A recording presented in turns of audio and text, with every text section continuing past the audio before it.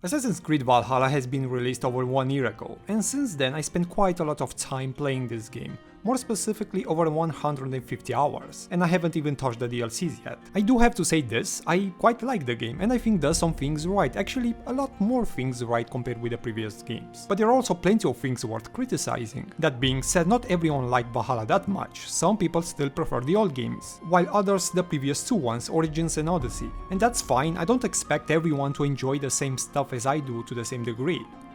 However, as I kept browsing left and right, more and more videos got recommended to me from different people and channels, and after watching a few I realized, oh my gosh, I guess I was playing a different game or something. So yeah, this fueled my Viking and warrior spirit to make a video and challenge those opinions and see where I find agreements, but mostly disagreements, using facts and logic. Looking back on these 3 mythology games we got in the series, I've seen a rather hostile and a bitter attitude from many people, including some reviewers. Often you will hear terms such as open world fatigue, or just another Ubisoft open world game, or people claiming to be tired of enemy outposts and camp liberations, and yet the same people don't have any problem praising other games which do pretty much the same thing. But hey, those games were not made by Ubisoft, so they get a pass. Also there is the whole comparison, such as Ubisoft ripping off Witcher 3 nonsense. I mean, no doubt there might be some influences and inspiration, because you know this is how art works in general, but you don't see the same conversation going the other way around. There are plenty of things CDPR with Witcher 3 and Cyberpunk quote-unquote ripped off from what Ubisoft and Rocksteady Studio has done. Yet nobody seems to mind that. If you enjoy the old games, you can't possibly seem to like the new ones. You have to bury your head in the sand and hate the fact you like them, or denigrate them for selling their soul.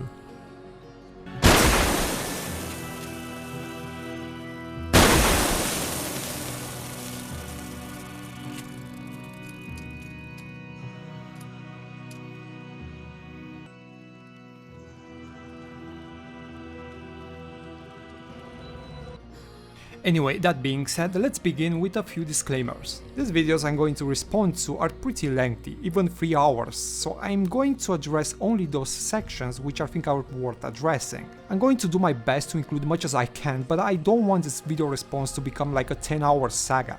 Therefore, let's start with SkillUP and his video entitled "I'm angry I wasted so much time on Assassin's Creed Valhalla." Now, keep in mind, this is supposed to be a review. His first complaint is about the length of the previous Assassin's Creed game, where the main campaign was excessively long. Now, seemingly Ubisoft wanted to address this problem by, well, making it even longer now? Yeah, that's kinda what happened. So then you hear this guy say, hey, we're addressing the criticism, and people like me are like, oh cool, great, we're gonna get a more focused Assassin's Creed game that trims the fat and values our time more. That's how I felt when I booted up this game. Allow me to disabuse you of this notion right now. Not only is Assassin's Creed Valhalla not shorter than Odyssey, it's way longer and way more boring. Assassin's Creed Odyssey took me around 55 hours to complete, finishing all major quest lines and killing every member of the Order. I'm now at 67 hours played in Valhalla, and I haven't even rolled credits yet, because the last Order member seems to be hidden behind open world bullshit that I wouldn't dare try to complete. There are no major quest lines for me to complete now, and yet it still says progress the story to find the last clue. I have no idea what to do and absolutely no desire whatsoever to try. The main story in Valhalla is indeed too long, but not for the same reasons Odyssey was. Instead of having one lengthy story that stretches for hours and hours, Valhalla is rather a collection of stories. Each region in Valhalla has an alliance you have to forge, which contains its own narrative, unique characters and conflicts. What I enjoy about this format is that the length of each story makes it pretty easy to follow from the beginning to end, without too many interruptions or level gap. Then you can move on to other side activities before you jump to the next region. However, if you move from one story arc to the next one and to the next one quick as possible in order to finish the main campaign, then yes, definitely can feel tiresome after a while. Plus, not all of these stories from each region contribute that much to the arc involving your brother, but you have to go through each in order to reach a conclusion. So yeah, definitely there is some valid criticism when it comes to the length of the main campaign. I think some should have been included as side quests, because they definitely feel like that. Valhalla is a type of game you have to take some time in between each region and spend exploring and do other stuff. I would not feel this way if the process of forging these alliances was at all interesting, but it's so excruciatingly dull.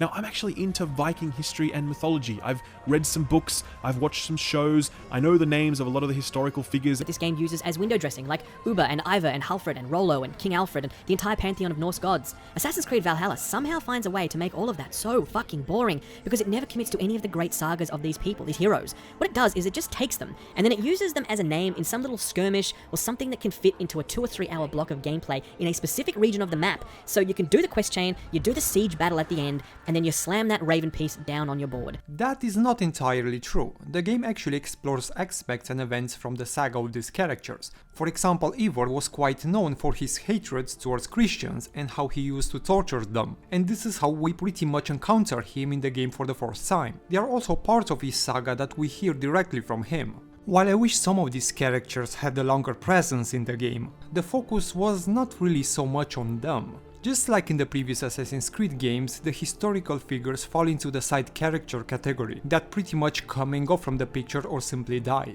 Anyway, if he really is into Viking history and mythology as he claims to, there is no reason not to play the Asgard side missions, where you meet the entire Norse pantheon, which can take you easily a few hours to complete. But something tells me he didn't even touch that part of the game, at least not for this review. Valhalla has this metronomic sing-song rhythm that becomes so predictable so fast, and spoiler alert, it never changes. I have finished this game, I will tell you, it never changes. It's literally 67 hours of going to a new location, meeting some brand new characters you've never met before, doing 5 to 8 quests for them. They have like an emotionally charged cutscene to try and get you connected to these characters. There's a final battle and then you go home. It's 67 hours of that over and over and over and over again. Beside the fact that is an extreme oversimplification, not all end up with a siege nor have the same structure. Some contain more personal stories, others put you more in the role of an assassin, while others explore different themes. But speaking of the siege battles at the end, I think they were pretty cool. You get to use the battle ram, the visual spectacle and also the music enhance the overall experience. I mean, yeah, he doesn't mention any of this.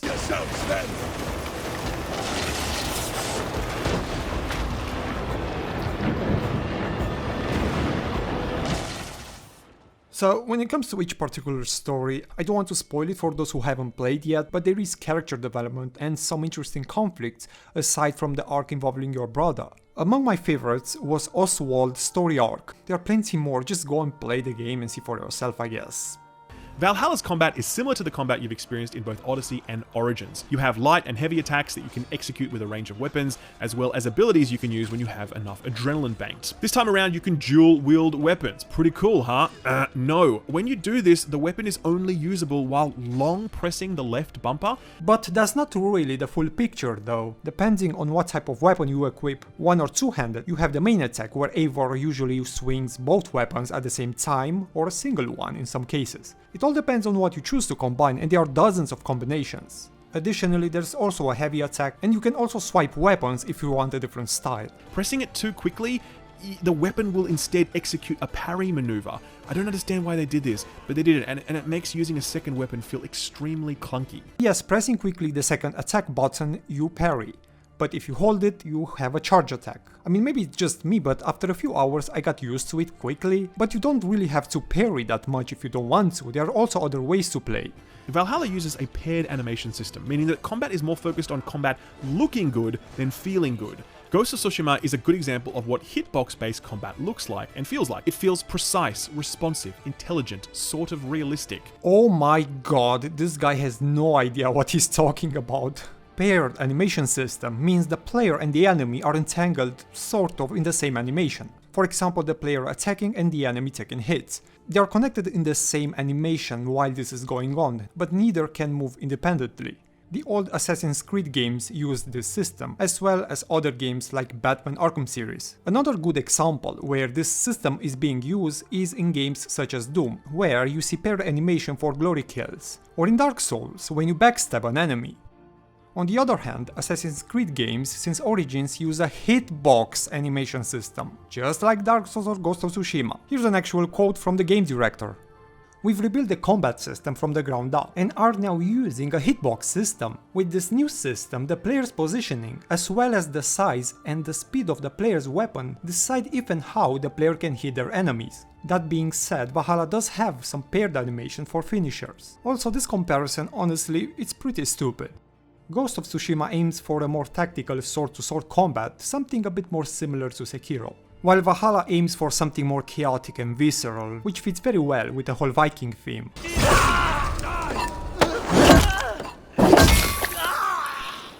Realistic.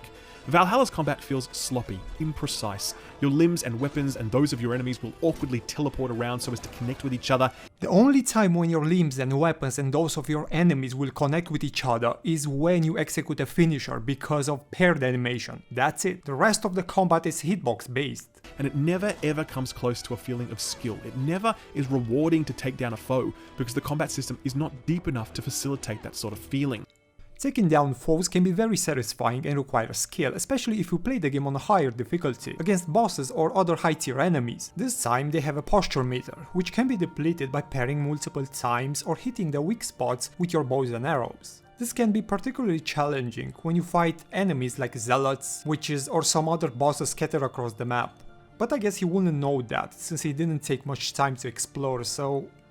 There are abilities that you can use which look pretty cool, and some of them, like the harpoon, do unbalanced amounts of damage, but these abilities ultimately interrupt the flow of combat rather than augment them. They interrupt the flow of the game? What is he talking about? I think most of these abilities are very well connected with the rest of the combat. So I'm going to show you a few clips and what ability I've been using. Please tell me if you think these disrupt the flow or they complement it. Well, you be the judge here.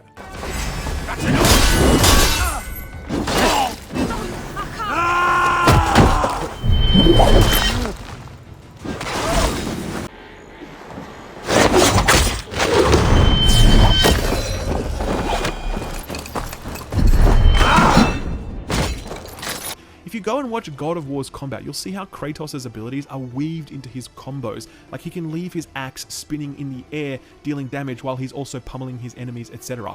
Here in Valhalla, the abilities are just dumb I win buttons. That's all they are. They're just a resource dump that interrupts combat and then you continue spamming the same attacks as before.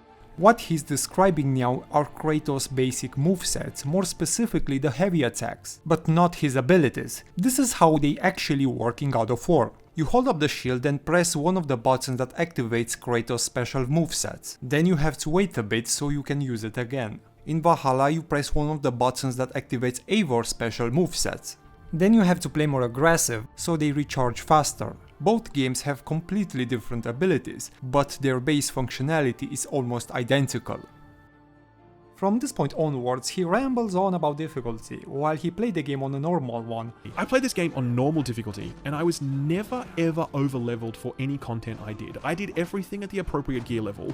After about the first 10 or so hours, this game becomes laughably easy. I think I died a total of twice in 67 hours, because the raw stats that I bring to the table when I'm at the right level is just overwhelming. How can someone play almost 70 hours of a game on default difficulty, then complain it's too easy, but never take into account there are other options to make it harder? I'm on default difficulty in a region that is slightly below my level. Pretty easy indeed.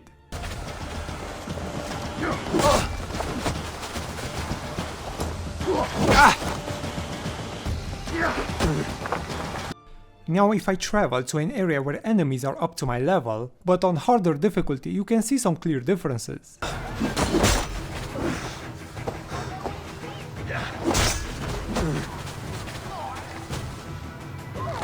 And with the latest updates, going up to the nightmarish one and also scaling enemies above my level 60 points, the game becomes very challenging.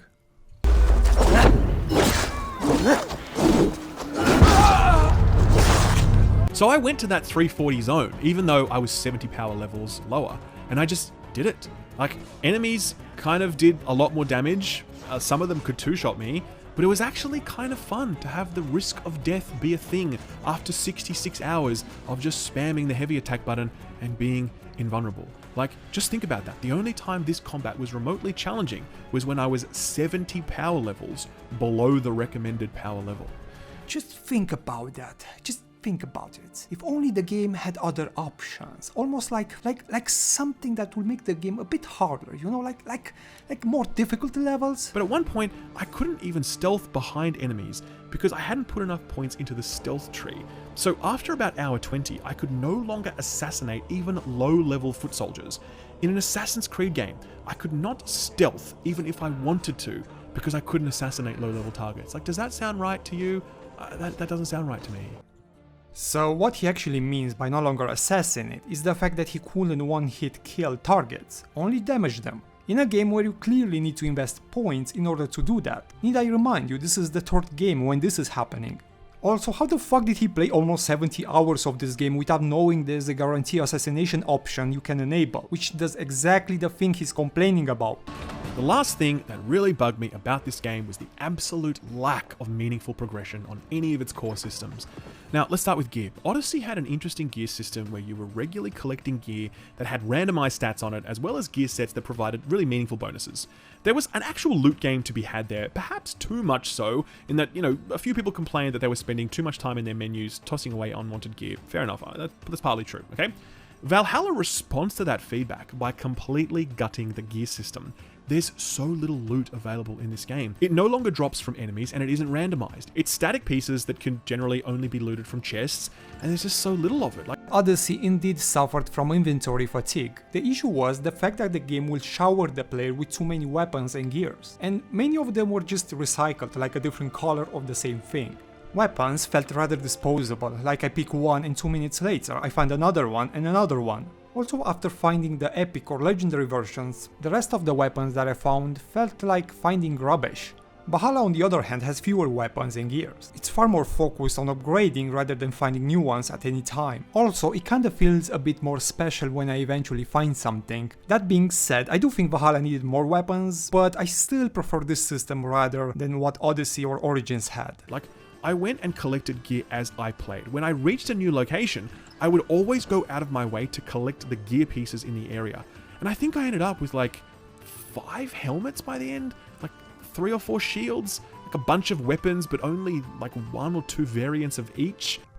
There is a lot more than what he shows, but yeah, for that you need to explore. Plenty of them are hidden, and you have to work a bit to find them. Moreover, there's gear hidden behind optional boss fights that you find in different areas. The set bonuses that the gear has, they're just so nothing. It's like increased crit. Okay, how much does it increase crit by? A lot or a little? Like the gems you slot in your gear, they increase my weapon damage by 3.2. Well, my weapon does 111 damage, so you can increase my damage by 3%? Less? Thanks, I guess. I was legitimately engaged by Odyssey's gear system. I went and hunted gear sets. That felt good, and they had useful bonuses. If he took more time and actually hunted gear sets, as he did in Odyssey, I'm pretty sure he would have found far more. As for the bonuses, when you reach the final upgrade you can assign a special rune. Some are really useful and impactful, but even without those runes, some weapons have interesting perks.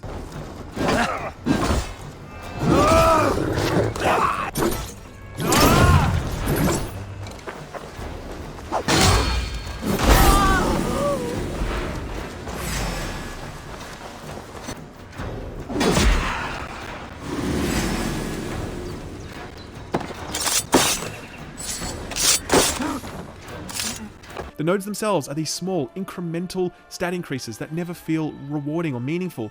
Yes, there are a lot of small nodes, but for each new claw section you unlock, there is a larger node, usually in the middle, that improves the gameplay to a certain degree. Even opens up the game for new opportunities like killing higher level enemies. The option to stomp on enemies that he shows in some gameplay footage is unlocked through the skill tree. You also have the option to wield 2 heavy weapons, reduce damage fall and plenty more. These small, incremental stat increases that never feel rewarding or meaningful.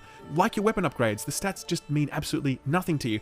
Now, this part is a bit weird to me, because earlier he complained about the fact that he couldn't assassinate foot soldiers, but to do that you need to invest in the stealth tree. On the other hand, nodes never felt rewarding or meaningful, so which one is it? Apparently they are meaningful enough since you can't assassinate without them. There's even a skill which activates a minigame that allows you to kill higher level targets. And the worst part is that the whole tree is obscured to you until you unlock each section, so you can't go and plan a build. You can still create a build. The game is flexible enough since you can take points from one section and assign them somewhere else. Like, I found nodes on this at hours 45 or hours 60, and I was like, hey, cool, would have liked to have known that existed 60 hours ago, so now I've got this sweet new ability that I've just picked up, and I can't enjoy it during my playthrough. I'm not really sure why he couldn't enjoy it anymore. Aside from the main campaign, there are plenty of things to do out there. Can't enjoy it during my playthrough because I committed the mistake of not looking up a guide because I played the game when no guides existed. Nice. What a drama queen. Okay, so that was SkillUP so-called review. Okay, next on is Jayvee. His video is pretty lengthy, almost 1 hour, so I'm not going to respond to every single part of it. That being said, there are a few segments where I kind of agree with some of his critiques. For example, the length of the main story and the fact that some of the mandatory alliances you make feel more like side quests which drag the main story for far too long. Free running is an area that Ubisoft more or less completely ignored leading up to launch. You literally could not find a shred of palpable information on parkour. And we know now why. With a more open world structure, I was thinking, oh, it's fine, we're not doing it as much, so it doesn't matter. This is an excuse that I carried into Black Flag when I replayed it last year. But that game fills the void of parkour with sailing, providing an alternative that feels authentic and satisfying for different reasons. In other words, it evolved in a meaningful way, deeply rooted and connected to its setting. First, one should be careful not to conflate exploration and traversal. In order for a game to have great exploration, fun traversal is not always required, but you can also have great traversal mechanics and boring exploration at the same time. Good parkour should not be a substitute for interesting and diverse things to do within that world. The old Assassin's Creed games are extremely guilty of that, where the map was just sprinkled with vapid and repetitive activities. Now, Jayvee mentioned Black Flag sailing traversal as an alternative to parkour. Indeed, that alternative expands the game in new directions, but unfortunately it had many limitations and constraints. Fighting other ships, assaulting enemies and hunting whales was indeed exciting for a while, but aside from that there wasn't much to do, since most of the islands were not explorable, just window dressing, aside maybe for a few small ones where you find the typical treasure chests. And that's the thing actually with Assassin's Creed. Ubisoft relied far too much on traversal, and kind of ignored what you actually get to do in this world. Valhalla does not offer interesting traversal. As much as I wanted longships to do that, they are glorified vehicles, a means to an end. Now, I will say that traveling is not boring in Valhalla, and that's mostly due to the incredible world design and technical art direction. It's legitimately one of the most gorgeous video games out there. And I do see value in being pretty to look at. But after a couple dozen hours in Valhalla, I started fast traveling everywhere. In one of the prettiest games I've ever played, it became hard for me to hop on my horse and ride a couple of minutes without checking out mentally. This made me realize that being pretty has its limits. I mean, sure, in Valhalla sailing doesn't really play such an important role, but I think he kinda ignores what you actually get to do in that world. Going back to what I previously said, boring traversal does not equate in bad exploration, and Valhalla offers plenty of things to do and explore.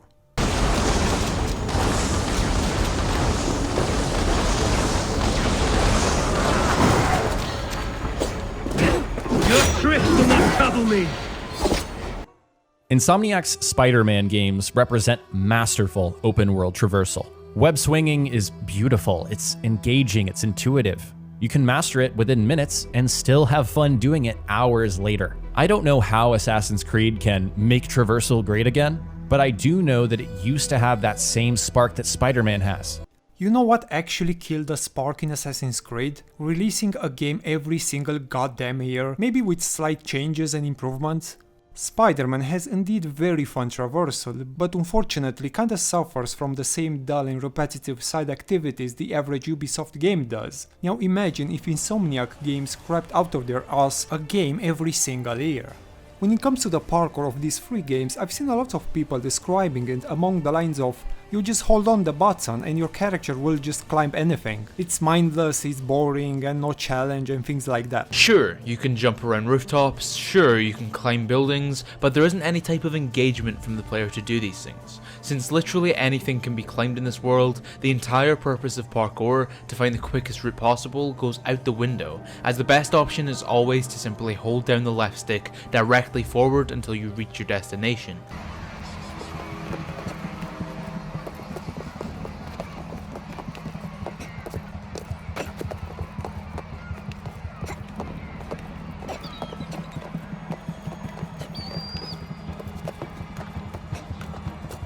once again, we're talking about the bygone era of Assassin's Creed, because Origins reformulated parkour to fit the reimagined version of this franchise. Since that game, it's been hold down a button, move forward, and you're climbing like there's no tomorrow. Obviously, the parkour system in Assassin's Creed is a core part of the gameplay loop, and I would never propose abandoning it. But I really believe that it's just gone too far now. It provides too much freedom, such that the impact of world design is significantly lessened because I never really have to look at what I'm climbing over. I just push forward to win. The series was already heading into that direction since Assassin's Creed 3. By the time you get to Unity, you are pretty much able to climb almost anything. I mean, look, I'm just pressing forward to win. Or in other words, climbing like there's no tomorrow.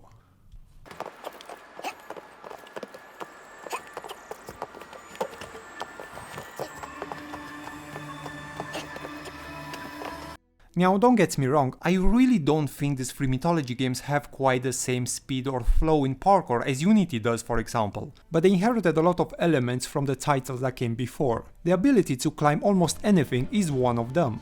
Valhalla's parkour does take a while to get used to it and learn it, but afterwards I actually think it's the best from the three. Okay, so in Origins and Odyssey the running speed was set by default, there was no sprinting button. The benefit of that was the fact that the speed was constant, so when you jump around from rooftop to rooftop your character doesn't really slow down that much.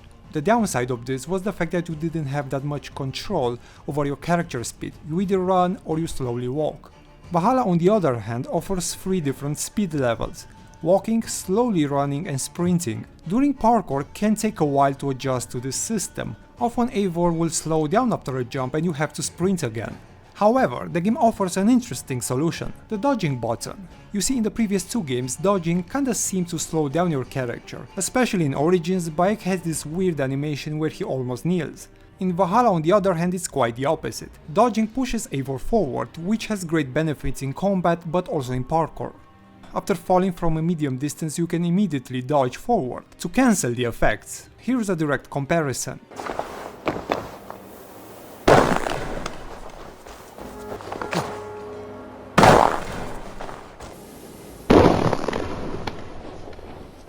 Also, Valhalla may not have the largest cities, especially compared with Origins and Odyssey. However, it does provide far more opportunities for parkour. First, buildings are closer to each other.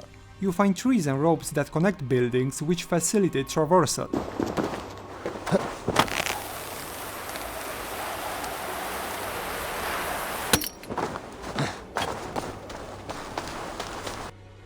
Actually, I was able to explore the entire city of Jayvee and barely touch the ground. Here's a speed up video of me doing exactly that.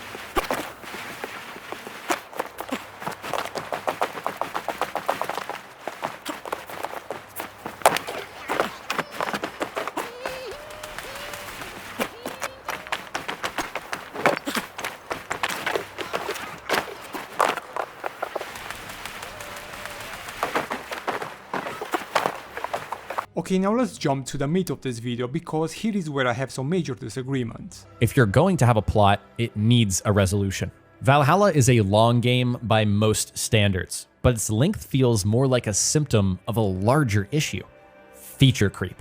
There are so many parts of Valhalla that felt fine on the surface, but slowly unraveled as I played more. Like the term suggests, feature creep is an invasive problem.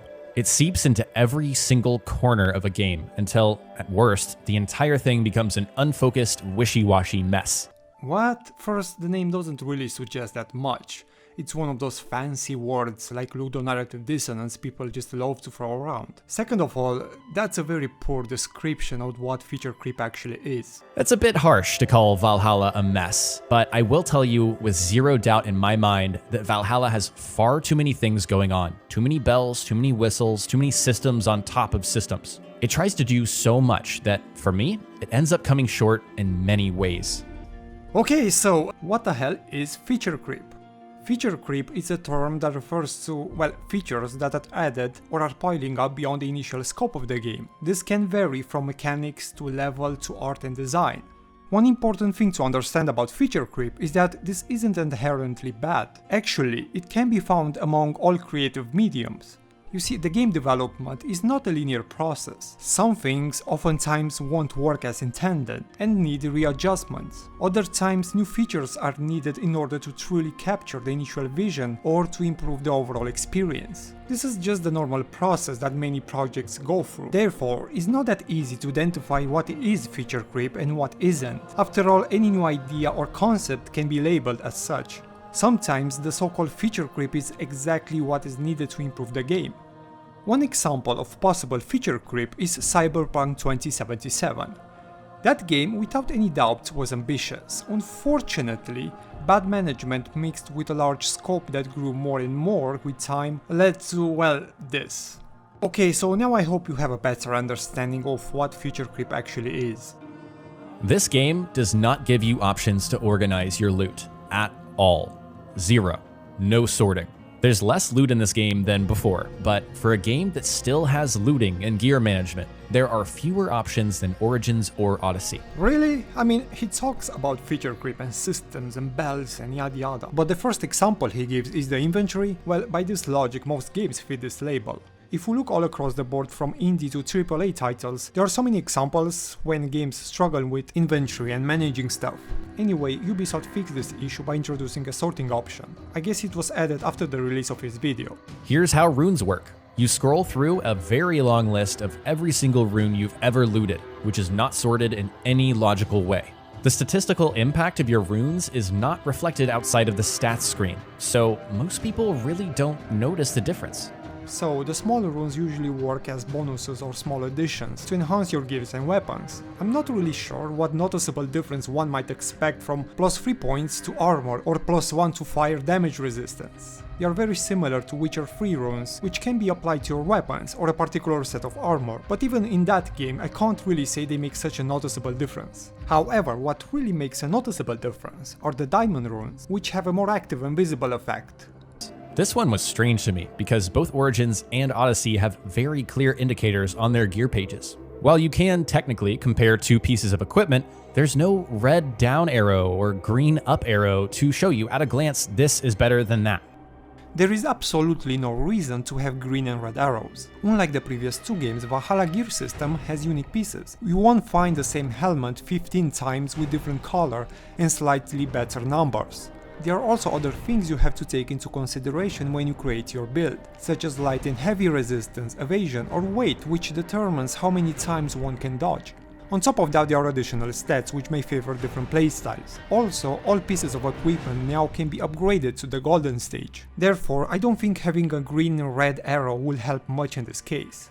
The skill tree feels like a classic example of style over substance. Each little node offers a small statistical difference that you won't notice. Plus, there's no way to highlight certain paths to, synergize for a specific playstyle.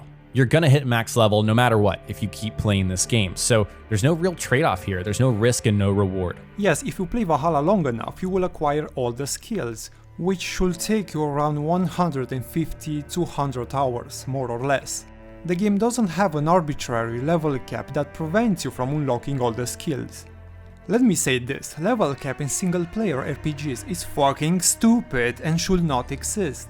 If someone wants to invest 200-500 hours in a game he enjoys, it should not limit and restrict progression. Here's a world for you to explore, but all of a sudden we decided you won't get any better, no more XP for you, even though there are still skills left to unlock. Now in Valhalla, if you want a specific playstyle, just follow the colors red, yellow or blue, which indicates the majority of active skill types you will find: warrior, stealth and range. Also, it's very strange this hyperfixation on the small nodes Jayvee as well as SkillUP have, while completely disregarding the major ones, the ones that really do make a noticeable difference. Remember the bear, raven, wolf designations that each piece of equipment has at the very top of its card? I've played 150 hours of this video game and I couldn't tell you if that matters at all, and if it does, I don't feel the impact of it. Truth be told, it feels like a holdover element that they plan to have more of an impact in gameplay, but decided at the 11th hour not to use. But they did use it. If you align all the gear sets to a specific designation, you get mostly bonuses. More armor or critical chances for bear, stealth bonuses for raven, and range for the wolf. Now this isn't like a game changer or anything, and I don't even think it was intended to be that way. Rather, it feels more like a subtle way to make the player wear a complete set of armor by offering certain bonus stats. It's in all of these ways and more that Valhalla manages to feel half-baked and bloated at the same time. There are so many things going on, and if you take a magnifying glass to any one thing, it either feels unnecessary or unfinished. If we take a magnifying glass on literally any game, we could say almost exactly the same thing. I don't think I need to mention the old games and how unfinished and unbaked they were from pretty much every aspect. You know, I'm curious if people who are so critical over the mythological trilogy apply the same magnifying glass over the old Assassin's Creed games, or maybe they start wearing the rose-colored glasses. Something tells me it's the latter. Now, are there things Valhalla could have done better? Absolutely, the Jorm Vikings is one of those things, and I think Jayvee is pretty much right here. Yam's Vikings are another example. While you can create your own raiding ally, the options are too limited. The shared Yam's Vikings who appear on your dock are other people's randomized warriors who feel just as generic. You can recruit a limited roster of named allies you can take on your boat, but you can't really talk to them and there's no impact on gameplay. There are many improvements to the system that will make it so much better. For example, assigning an offense or defense position will be interesting, especially during river raids. I mean, once you call them, they just start attacking everyone, but you can't be a bit strategic here. I still like the idea of Valhalla not force-feeding me loot. I'm not constantly barraged with another piece that sends me into the pause screen to equip the new thing that is slightly better. That being said, I think this was an overcorrection. There's less loot, but I don't really like any of it. You know that feeling when you're just starting an RPG and you think, I just got this low-tier piece, it's crap, but that's okay because I know the good stuff is coming later. I got that with Valhalla, but it never got better. Never got better? Really? There's a lot to unpack here. Now this is very strange, considering the fact he displays in his footage quite a lot of great weapons, with very useful item perks. For example, Blacksmith Hammer. This one just hits like a truck, it's extremely satisfying to use it, but also has some cool finishers. Sepulture Axe ignites on fire on critical damage.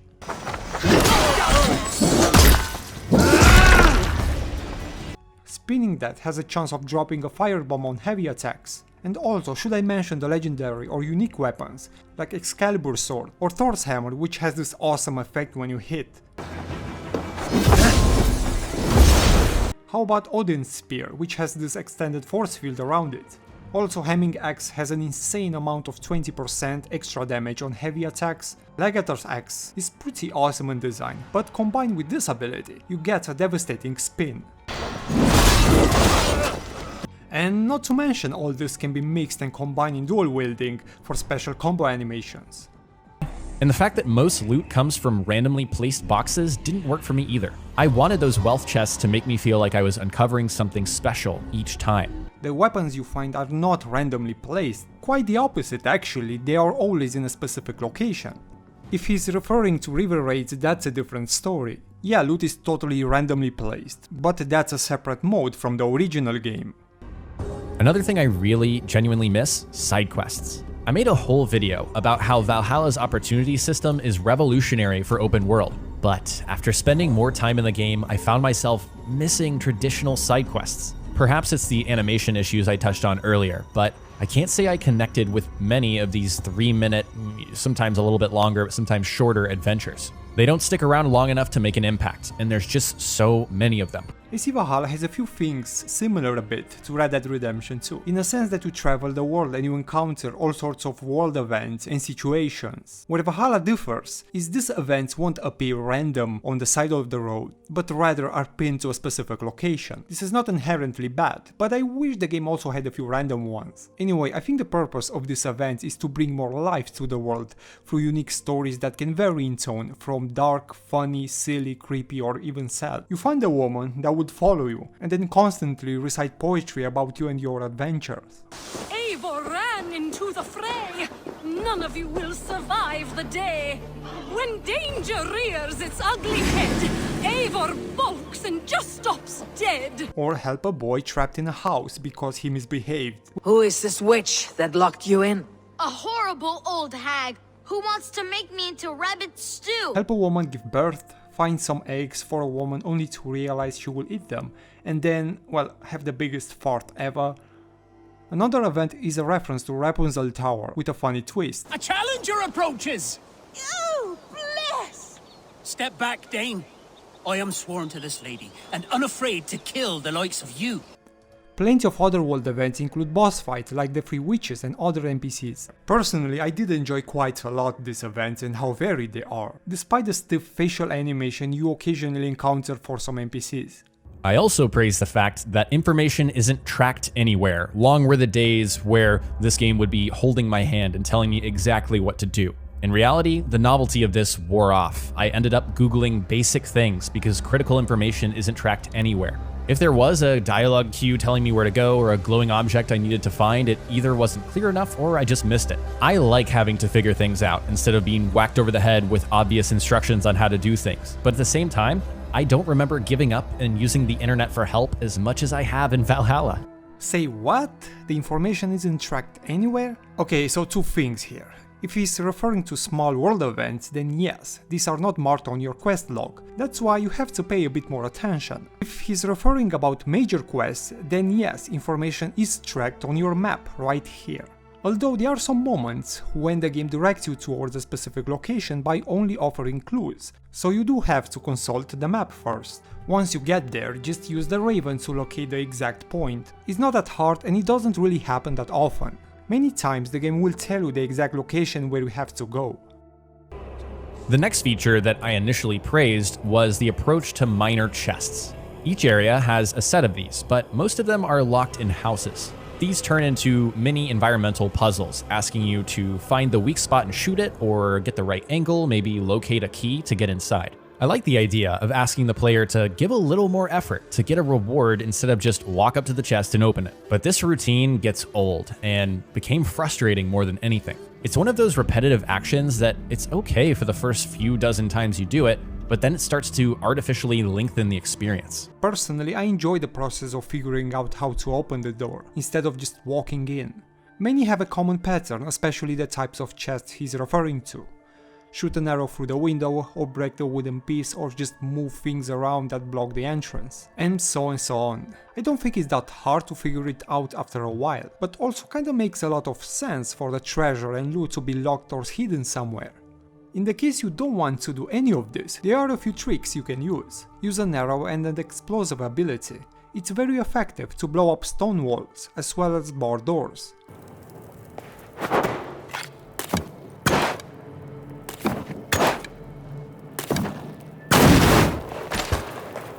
Plus, you kinda have to loot every single chest you find if you don't want to grind for iron ingots and leather to upgrade your gear.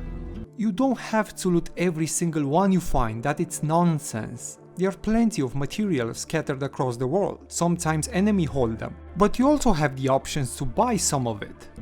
Shortly after launch, I made a video critiquing combat, and I talked about how finishers disrupt any sort of rhythm or flow that you might get into. Plus, they feel repetitive since you're seeing them so often over the 100 or so hours of time you're going to play this game. Some of these finishers might take a bit too long, however, with the exception when sometimes they automatically start, you have the option to skip some of these stun attacks by not pressing the button that triggers them. But I really need to get this off my chest too. I don't like the adrenaline or the ability systems specifically within Valhalla. I don't think it makes sense to contextualize basic moves as super abilities in a grounded action RPG. Many of Eivor's abilities are semi-realistic. Some of them have more ridiculous animations, but they're mostly believable. And I thought that was a good thing. But this system works better in a game like Odyssey that is self-aware of how magical and ridiculous its abilities really are. In Valhalla, I feel like I'm building up a resource meter to pull off basic moves. I'm talking about throwing a harpoon to hook an enemy, lighting my sword on fire, charging my weapon for a powerful attack. This is stuff that similar games of the same genre require just a specific button input combo to pull off. I have no idea what he's talking about. On one hand, these abilities are semi-realistic but believable, which is a good thing, but not really, because in Odyssey these abilities were more over the top and ridiculous. And this made more sense because the game was more self-aware on how magical they are, while in Valhalla they are semi-realistic.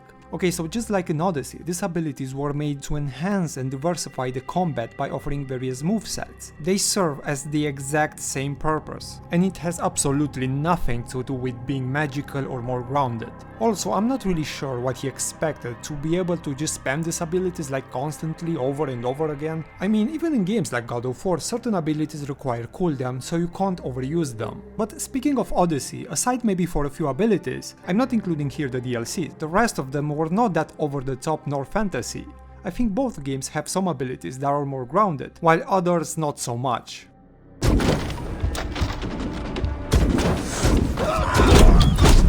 Now I realize this is probably a very specific nitpick, and I'll admit a big part of this comes from how things used to work. Before the reboot, and honestly in Origins too, moves like this are just things you can do, they're tools. You have a massive collection of options to do very specific things that are useful in a variety of situations. These provided a lot of utility in gameplay. I'm curious what moves like this were just things you could do prior to the reboot. Even in those games you had to progress through the story in order to unlock certain tools. For example, in Unity the simple act of sitting on a damn bench was unlocked behind a skill. But also speaking of Origins, it takes quite a few hours to get a hidden blade, not to mention other things you couldn't simply do, like the ability to kill higher level targets, which is something you can do now. Valhalla, through all these abilities, plus the ones you have in the skill tree, provides quite a lot of utilities in the game as well. We have to talk about the settlement. Ravensthorpe was one of those big features coming to Valhalla. Ubi compared it to Skyhold in Dragon Age Inquisition or the Normandy in Mass Effect. The idea of a home base that feels alive and reactive, where all the fruits of my labor would be reflected, where a village would sort of build around me over the course of many hours. It sounded dynamic and deeply connected to what Eivor was doing in England. It sounded like an evolution of the incredibly underrated homestead system from Assassin's Creed 3.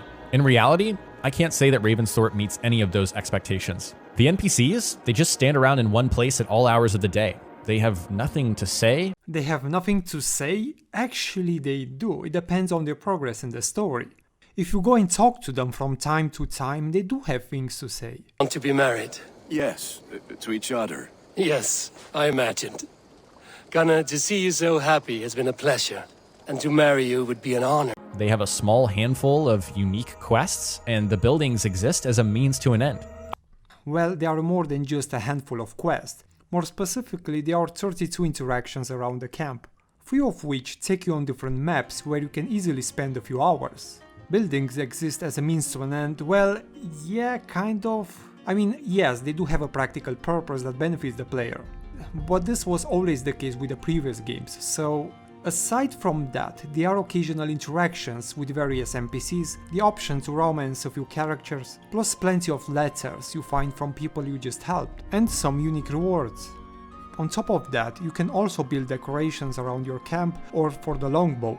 That being said, there are definitely things that could be improved. I would love to have a bit more freedom on how things are arranged or built around. I mean, I'm not asking for a Fallout 4 type of base building, but still something that would allow me to imprint my own personal touch. Also, I would love to see more people coming and going and maybe some random events around the camp.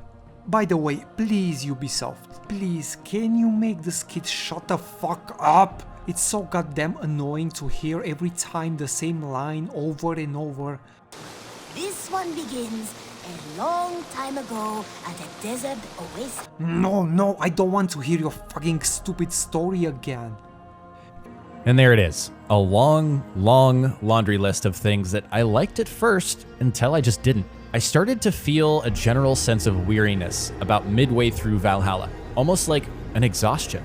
I think that feeling can be attributed to feature creep, genuinely. It seems like for him, feature creep it's one of those catch-all kind of thing. You can slap this label on pretty much any game you have issues with. That's why I don't bother and I rather not use these types of terms that much. Okay, next is Luke Stevens with his video called Baffling in All the Wrong Ways. Oh boy, there is quite a lot to dissect here, mainly because he makes a lot of references and comparisons to other games. So let's start with the skill bush section. Now, in the last game, Assassin's Creed Odyssey, leveling up gave you certain skills and abilities, but most of the player's power level came from their gear. And I really liked this. It actually encouraged exploration, and crafting itself within that game fed into this as well, with different enchantments and things that you could do to the weapons to improve them. And this is actually why I think Breath of the Wild's weapon durability system isn't actually that bad. People bashed on it, found it inconvenient, and that was kind of the point. When your weapons broke down, it forced you to go out into the world, explore, and find new ones to replace the broken ones with. It's a very simple concept, but it's one that worked fantastically well to encourage that exploration loop in Breath of the Wild. That is probably the worst type of incentive to explore I could think of. We are going to break all your weapons, so you always have to find new ones.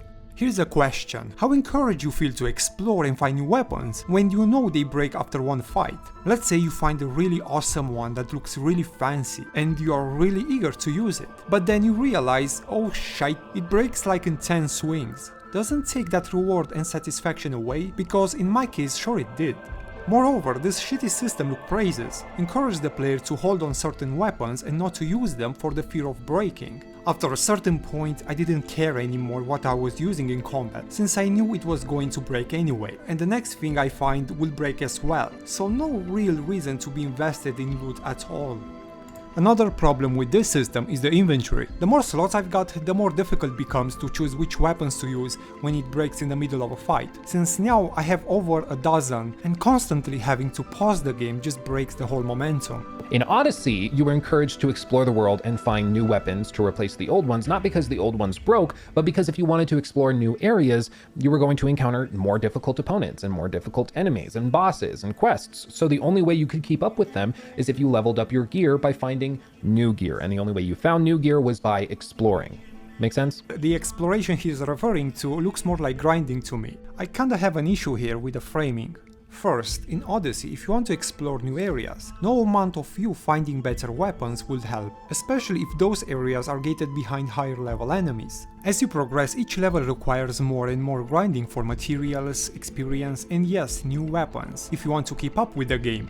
But I will not frame it as a matter of exploration, but rather how many enemy camps I have to clear before more content is unlocked to me from the main story, side quests, and new areas. Also, the novelty of finding new weapons and gear wears off after a while, once you realize many of them are just the same with a different color and randomized stats. Valhalla, on the other hand, makes weapons and gears more rare and hard to find, which actually encourage exploration. Also, weapons are no longer gated behind levels. You can actually sprint right from the beginning of the game to certain locations, find those weapons or gears and just wear them. It also worked out really well because if you, for instance, mained a large axe and found a really high level sword, you would be encouraged to try that new weapon because it was so much better than the current main weapon that you're using. So even though normally you wouldn't have gone out and tried and experimented in terms of gameplay and different combat abilities, now, because the gear is encouraging you to try that in order to go to higher level areas, you're trying something you wouldn't have tried otherwise.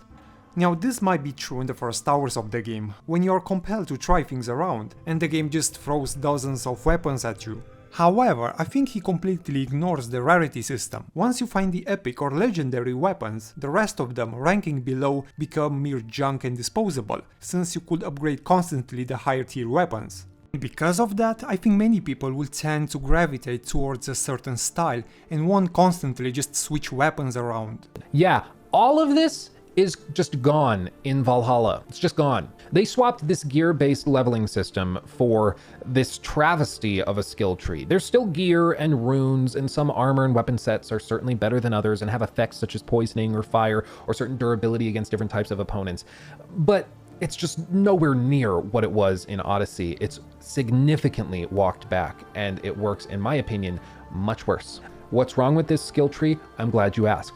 Let's discuss. They had skill trees in Odyssey and Origins, however, nothing similar to this. Skill trees usually have a few basic branches at the core that you start out with, and as you specialize, you go down a branch all the way to the top where that is your specialization, that's what you're focused on, and choosing to do so will afford you different abilities that you wouldn't have if you went down a different branch. That's not really how it works, at least not in Odyssey. All 3 branches are opened right from the start, and choosing one does not close the others. Actually, I can invest points in almost any skill I want, regardless of branch, so I'm not really stuck to only one. On top of that, not all are that useful, so no reason at all to focus only on a specific branch and specialize when I can simply choose the best skills from any of the three. A counter example to this is Skyrim, where specializing is far more encouraged by the game, since the only way to level up is to use those skills constantly as you play. Trying to maximize all skill trees at once is very difficult and time consuming, so focusing on just a few is far more practical and quicker.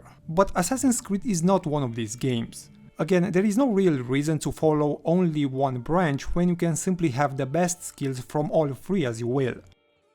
In Valhalla, it's much more of a skill bush than it is a skill tree. For one, there's no real option to go down one specific branch and specialize in something very specific. There's 3 basic color-coded sections of the skill tree, each having their own general theme, whether it's just rough and tumble combat, more stealth, or more ranged.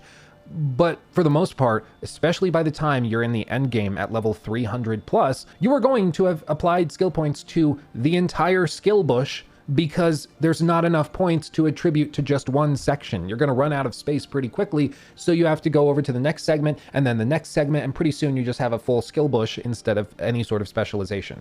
I think it's very important to take things in the context of the main story and how much it takes to complete it, which is about 60 to 70 hours. By the time you finish it, there is no way in the world you cover every single branch. Now, if you expand beyond the main story, then yes, you may end up covering all the 3 branches with all the skills, which should take you around 150-200 hours more or less. But this was also the case with Origins and Odyssey. You pretty much cover most of the skills as well. I mean, by the time you finish the main story and other side activities and exploration, the whole idea of specializing just goes out of the window. Valhalla having enough skill points to cover all 3 major branches actually tries to address one of the issues Odyssey had. So in Odyssey the initial max level was 50, which was kind of a big problem. Many players will hit max level with tons of content left to complete, and that includes the main story, so the only thing left was to respect those points, but you wouldn't get any better, and you don't get XP points anymore. A bit later, they added Mastery, which lets you spend ability points earned on additional stat bonuses. 1 month later after the release in November 2018, they increased the max level cap to 70, and in 2019 they increased it again to 99. And when this is the case in these types of RPGs where there's no actual specialization in a skill tree, or in this case a skill bush, what's the point of having it?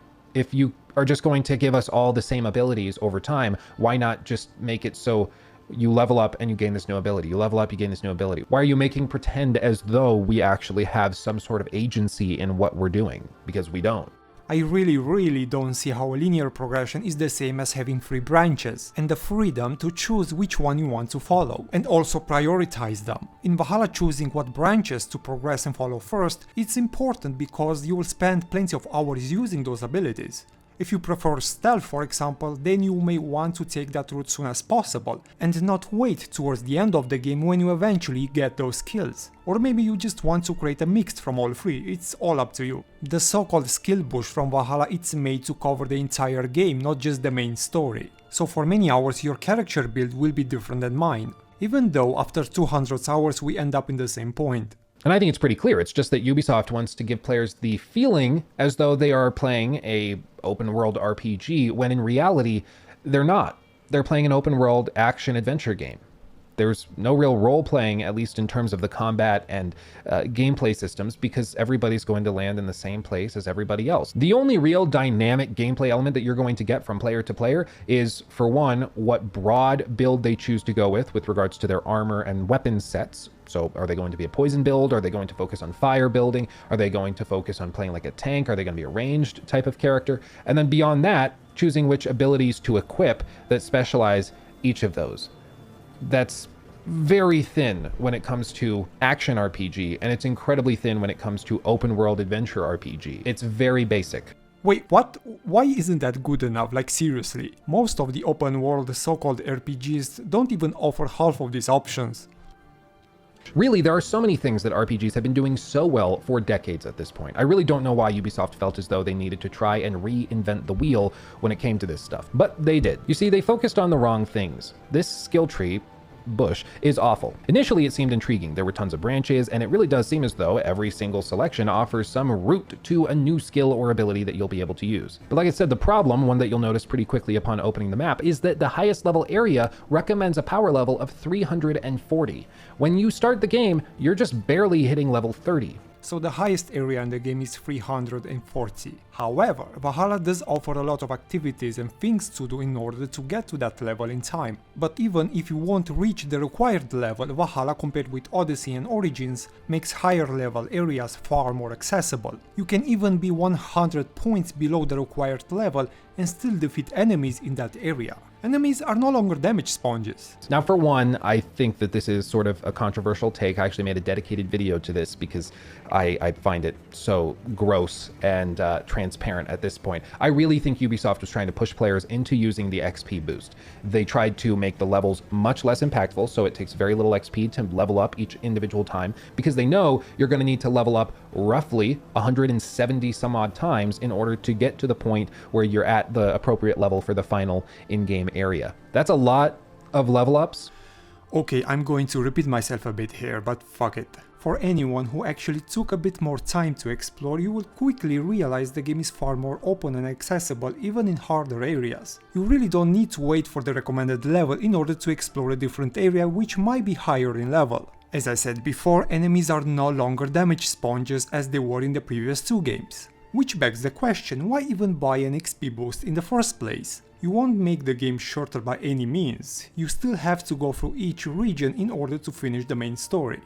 When you have the skill boost turned on, in the span of about an hour, you will find yourself outpacing the missions that you're engaging with by a noticeable margin. I decided to turn on this XP boost for approximately 10 hours of gameplay time, just to see how out of whack my save would get with the quest I was being tasked with. And after this 10-hour section of gameplay, I was regularly 30 to 50 levels above the recommended level for the main story quests I was on. And of course, this made every combat encounter a joke. Furthermore, this pushed me into increasing the difficulty level to the highest possible, where I played for the rest of the game. And I did this because it was the only way I could feel any sort of challenge, and all of this built itself into a cycle where there was no way to recover. Really, in the last few weeks, Ubisoft has actually added in hard level scaling. So if you are out-leveled for a certain area, you can enable this and it will pull everybody's level right up to you, so that in theory the game doesn't break like this. But to me, it just seems like slapping a band-aid on something that needs to be amputated. Like, they caused this issue with the XP boost that they sold to you for real world money, and then they're going to fix it by just undoing the XP boost effectively by pulling up enemies to your level. So like, what was the point? The reason why Ubisoft added a level scaling is for the exact same reason they added in the previous two games.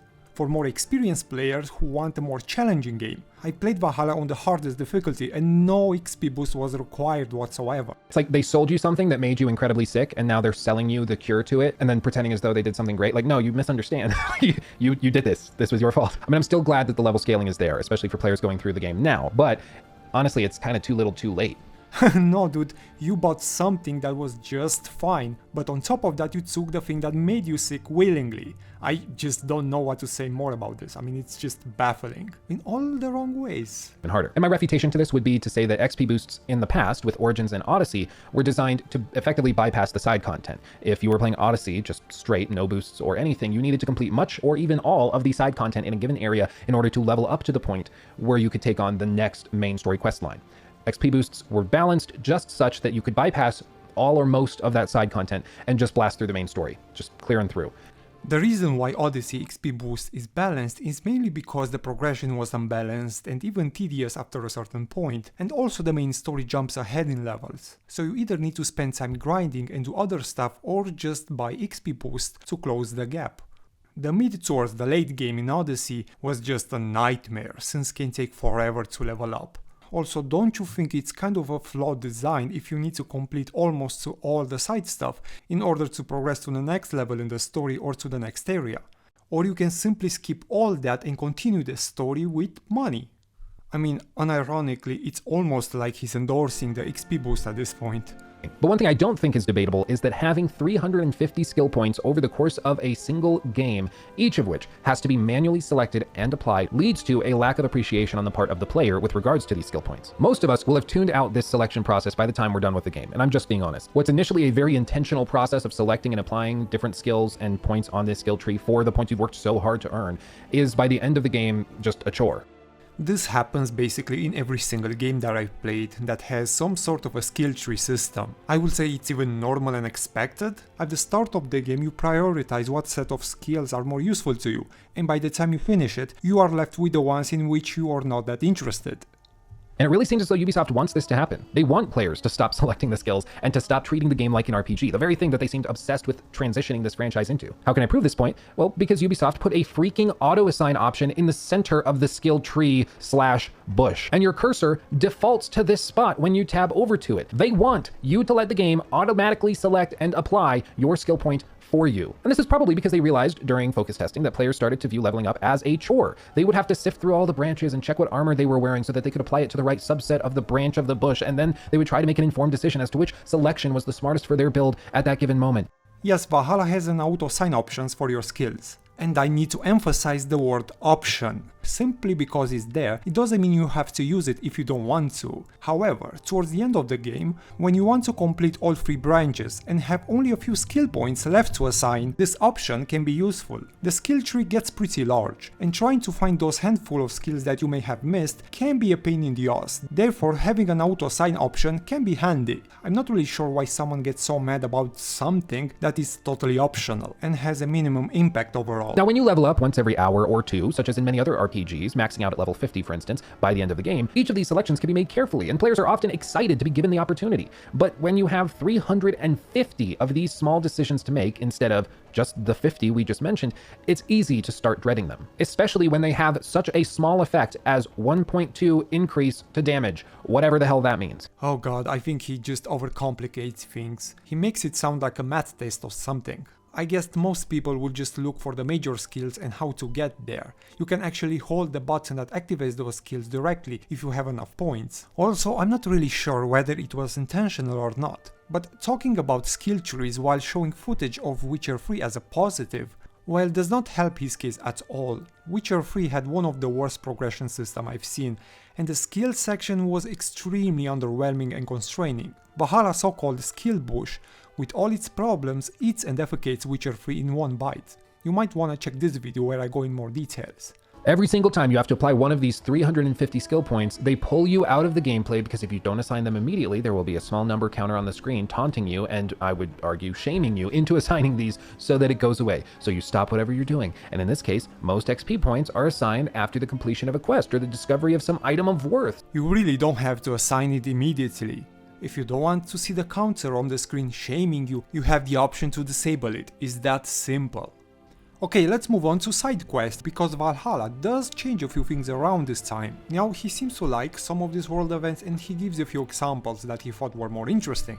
And some of these are actually very memorable and funny and unique and stand out as kind of awesome. For example, there was this quest that we came across in the end area, the 340 leveled area at the very end of Assassin's Creed Valhalla. We actually came across this on stream, and I'll just let this play.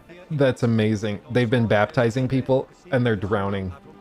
However, there is a part that interests me more in this section. Now, I wanted to compare this side content strategy to Odyssey and Origins, so I conducted a simple experiment on stream where we played Origins and Odyssey to test the average length of side quests. So what I think we're going to do is we're going to be going through Valhalla.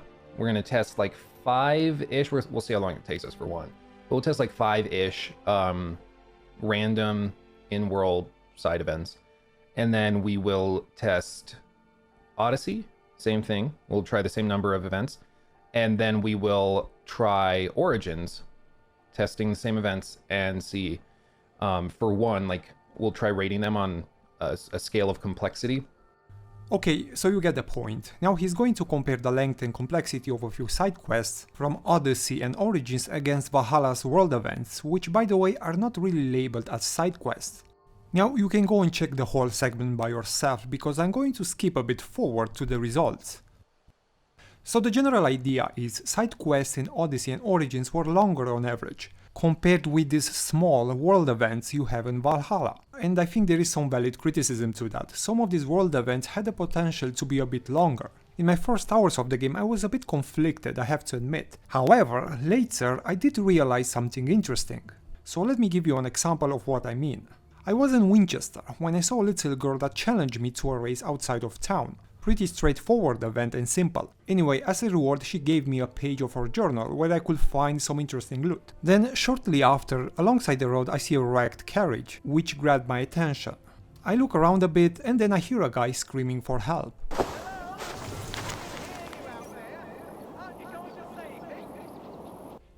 I killed the bear and, well... Stilling that bitter tongue was a service to all. Then a zealot happened to roam the area.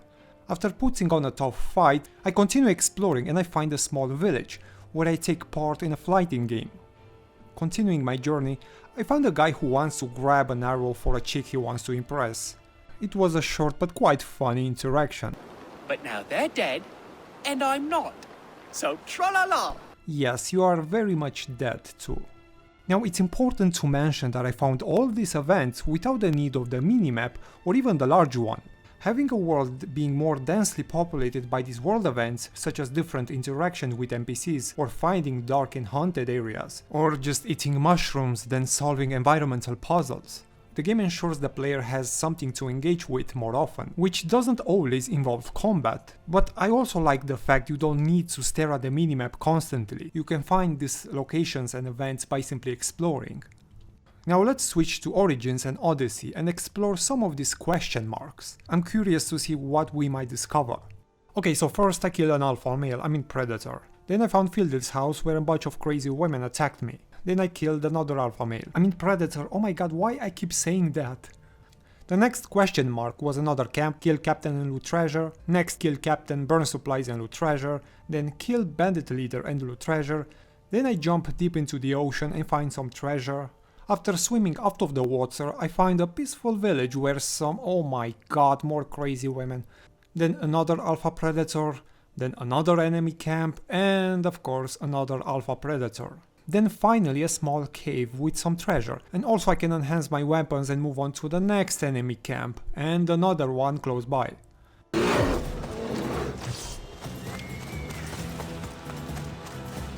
Are you fucking kidding me? Ubisoft thought, well, this is a fantastic way of filling the map with interesting things to do, and that's only a small fraction of the map. Imagine all of it is filled with these types of activities. So much so for the gameplay loop that supposedly encourage exploration. Definitely I feel more encouraged to explore by killing captain and loot treasure than kill more captain and loot treasure, and then let's say I find a better weapon and move on to the next camp where I repeat exactly the same process over and over again. In Origins, if I simply want to explore, there is an extremely high chance I may end up just walking or riding for minutes straight and not see anything but all the possible colors and shapes of dune sands and rocks that are staring back at me while I'm reflecting on my own pointless existence. What am I even doing with my life? It's insane how empty this game can be. There are entire regions and areas with nothing, literally nothing, no content whatsoever. And when I eventually find something, there is an extreme possibility I stumble into another camp. Origins has also a ton of those too. Now, if you want to experience something else in these games other than kill captain and loot treasure, in Odyssey you can sail into the ocean, and in Origins you have a handful of puzzle-like activities. And of course, side quests. It's true side quests in these games are longer, and some have really interesting stories, but unfortunately too many are stretched out and suffer from padding, and oftentimes you end up in a camp or somewhere killing regular bandits in order to save someone or find something. Now this is not inherently something that bad, after all it's a game with Spartans and war and all that. But when the rest of the things you do outside of quest involve pretty much the same thing, kill captain and loot treasure, then it starts to feel tiresome after a while, even during side quests. I guess that's why I enjoyed so much Valhalla in these small world events. It was quite refreshing after all to do something which ultimately didn't end up in another bandits camp, although the game has plenty of those too. But fortunately, they are not as copy and pasted as they were in Odyssey. Actually, some of them look really interesting, with a wide range of enemy variety. Now, I think these changes in Valhalla were made to accommodate the new structure. As I said, each region of the map has its own contained story, with small and varied side activities orbiting around. Odyssey and Origins, on the other hand, are more traditional. You have the main story and side quests, and then, well, enemy camps everywhere. Okay, moving on to the next thing, world building and design. But more specifically, the world of Valhalla is flat and boring. I've been very clear on this. I don't like England as a setting for Assassin's Creed, specifically England in this time period. Honestly, it's just too flat and boring, and this point in history doesn't offer any significant structure or verticality in your average village or town or city to make free running interesting at all, which is why it's been pretty much entirely neutered in this game.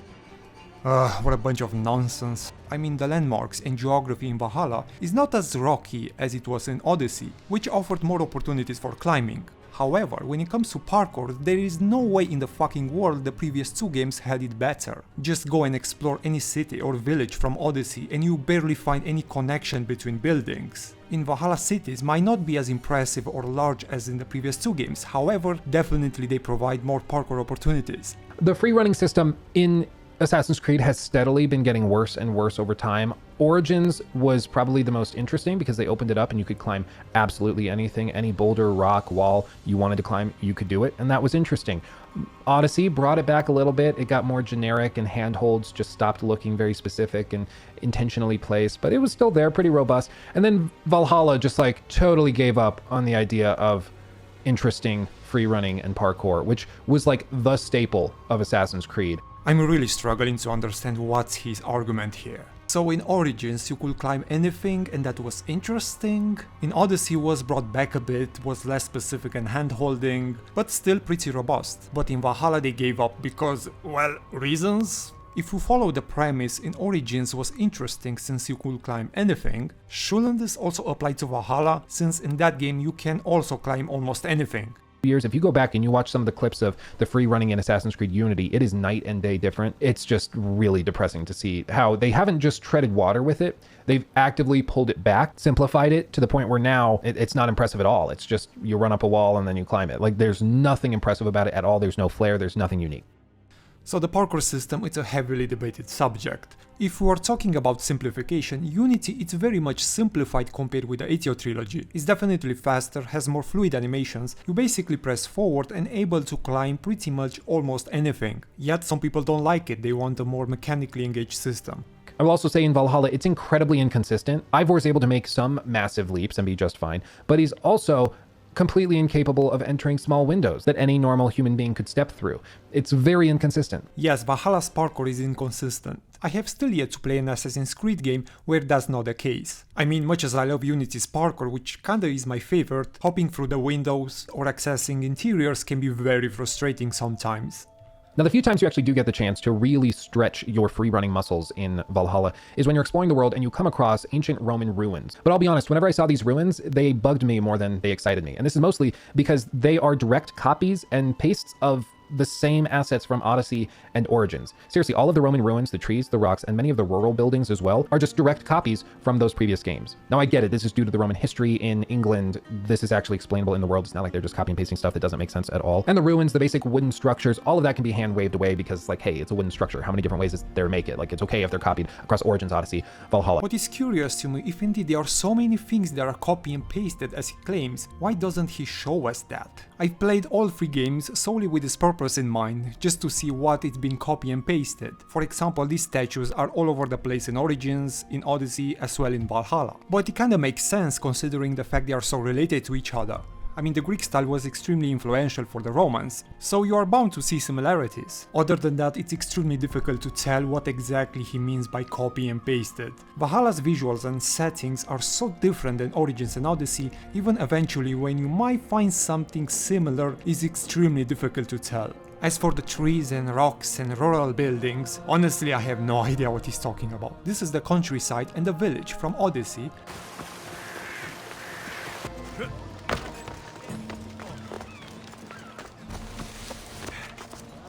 This is the countryside and some villages from Origins.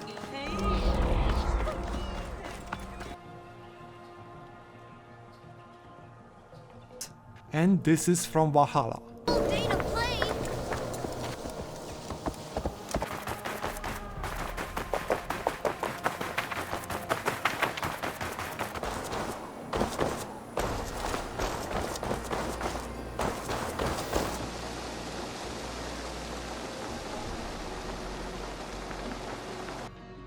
Indeed, I mean, copy and pasted.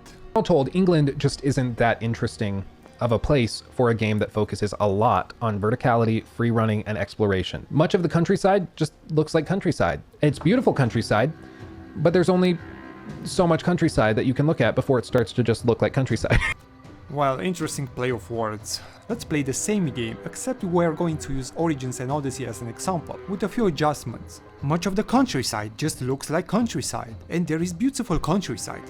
But there is only so much countryside that you can look at before it looks like, well, countryside. How about Origins? Much of the rocks and desert just look like rocks and desert. And there is beautiful rocks and desert, but there is only so much rocks and desert that you can look at before it looks like rocks and desert. Look, I don't think every single area from Valhalla looks great or interesting, but I think it's very dishonest to single out Valhalla as the odd one.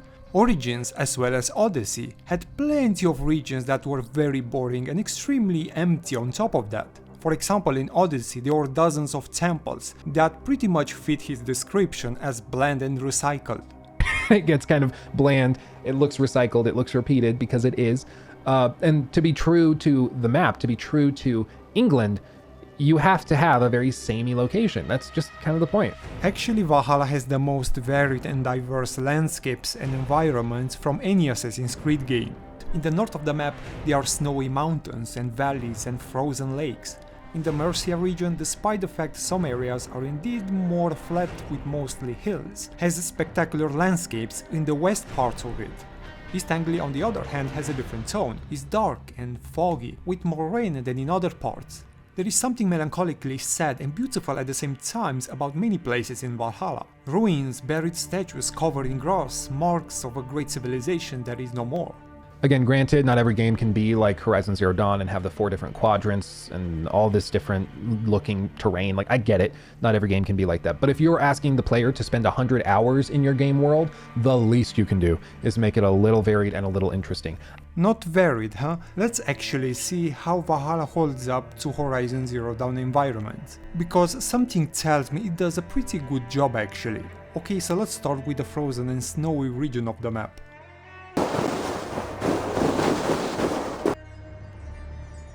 How about areas with lush and dense forests? Also checked. Although don't expect to see jungle-like forests, I mean, come on.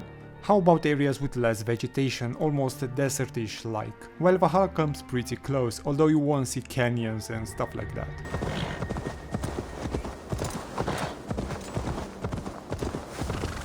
I mean, really at its core, it's a frustration that's born out of where I started in the Assassin's Creed franchise, and that was with Assassin's Creed 2. That was with the good old days where you were in a medieval city, exploring, climbing, having a great time, you know? It seems like Luke contradicts himself a bit here. During his gameplay analysis of Odyssey, he says this. If we look at their games from the early 2010s and early 2010s, it's clear to see that Ubisoft used to tackle these games in a very unique way.